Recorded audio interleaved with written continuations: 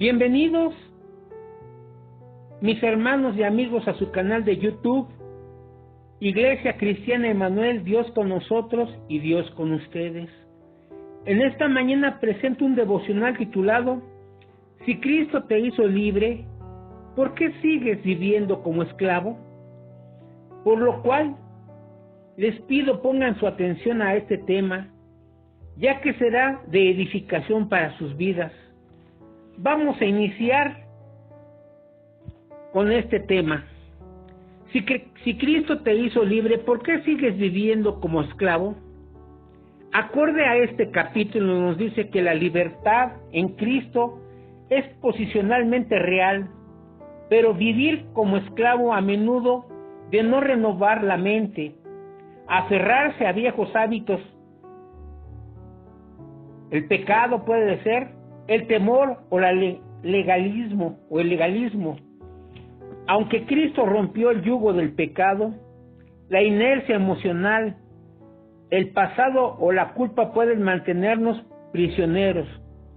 La verdadera libertad requiere fe activa, decisión diaria y vivir en el espíritu, no en la carne. Por ejemplo, podemos ver la esclavitud al pasado y pecado. Esto nos dice que a veces el creyente se acostumbra a la antigua vida de pecado, similar como el pueblo de Israel extrañaba cuando estaba en Egipto, a pesar de ser libre. Otro punto es legalismo visita a gracia. Intentar ganar la salvación o el favor de Dios mediante obras es volver a un yugo de esclavitud en lugar de descansar en la gracia de Cristo. Otro punto es temor y pensamientos. La falta de confianza en la obra completa de la cruz lleva a vivir con miedo, culpa o bajo la influencia de mentiras, olvidando la libertad espiritual. Otro punto, falta de firmeza. En Gálatas capítulo 5 versículo 1 nos exhorta a mantenerse firmes y no someterse de nuevo al yugo de la esclavitud, lo que implica una responsabilidad personal en la decisión de vivir como libres. La libertad verdadera es un regalo, pero caminar en ella requiere entender que ya no somos esclavos del pecado, sino hijos de Dios. Esa poderosa reflexión proviene principalmente de la epístola a los Gálatas, donde el apóstol Pablo confronta a los creyentes que, habiendo conocido la gracia, intentaban volver a someterse a reglas religiosas estrictas o al pecado. Hermanos, al leer el libro de Gálatas, tienes que leer el capítulo 1, el capítulo 2 y el capítulo 3. Esto nada más lo hago mención porque hay que analizar y comprender qué es lo que te dice cada capítulo. En base a todo esto, Gálatas capítulo 2 nos dice la autoridad de Pablo y la fe vista en obras. Esto nos muestra la aprobación del Evangelio. Esto lo puedes ver en el capítulo 2, versículo del 1 al 10, en donde dice: Pablo viaja a Jerusalén y los líderes Jacobo, Pedro y Juan reconocen su misión a los gentiles, sin obligar a Tito, que era un griego, a circuncidarse. Otro punto que está en el capítulo 2, versículo del 1 al 14, en donde Pablo confronta a Pedro. Pablo confronta a Pedro en Antioquía por separarse de los gentiles, afirmando que nadie es justificado por las obras de la ley, sino por la fe en Cristo Jesús. Otro punto es la esencia de la justificación. Esto lo puedes ver en el capítulo 2, versículo del 15 al 21, donde Pablo declara que el hombre es justificado solo por la fe en Jesucristo, no por las obras de la ley.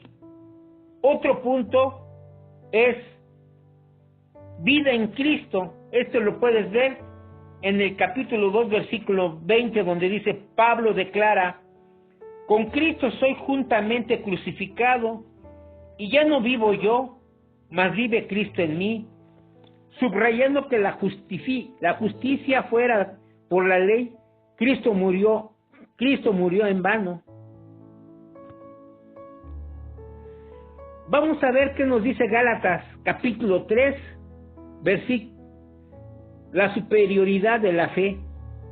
¿Qué nos dice la palabra? Nos dice en Gálatas 3, versículo del 1 al 15, la experiencia de los Gálatas. Pablo cuestiona si recibieron el Espíritu Santo por cumplir la ley o por creer en el mensaje, la fe, calificándolos de insensatos, si busca perfeccionarse por la carne. Otro punto que está en el capítulo 3 es versículo del 6 al 9, donde el ejemplo de Abraham. Abraham fue justificado por creer en Dios antes de que estuviera la ley, demostrando que los verdaderos hijos de Abraham son los que viven por la fe y no por la ley. Otro punto lo puedes ver en el capítulo 3, versículo del 10 al 14. La ley trae maldición. Todos los que dependen las obras de la ley están bajo la maldición, pues es imposible cumplir toda. Cristo nos redimió de la maldición de la ley al hacerse maldición por nosotros. Otro punto que está en capítulo 3, versículo del 15 al 25, el propósito de la ley. La ley fue un ayo o tutor temporal para mostrar el pecado hasta que viniera Cristo, mas no para anular la promesa de Abraham basada en la gracia de Cristo. Y por último, Hijo de Dios. Esto lo puedes ver en el capítulo 3, versículos del 26 al 29. Por medio de la fe, todos son hijos de Dios, superando distinciones judío, griego, esclavo, libre, hombre, mujer. Yo te pregunto, hermano, si Cristo te hizo libre, ¿por qué sigues viviendo como esclavo? Ese es el mensaje que el Señor me da para que tú lo analices y lo veas, que nosotros debemos de apegarnos más a las Escrituras del Nuevo Testamento para poder comprender que Cristo nos ama y que quiere que nosotros caminemos bajo su morada y bajo su dirección, no permitiendo caer en esclavitud nuevamente. Ese es el mensaje, y que Dios me los bendiga y hasta la próxima.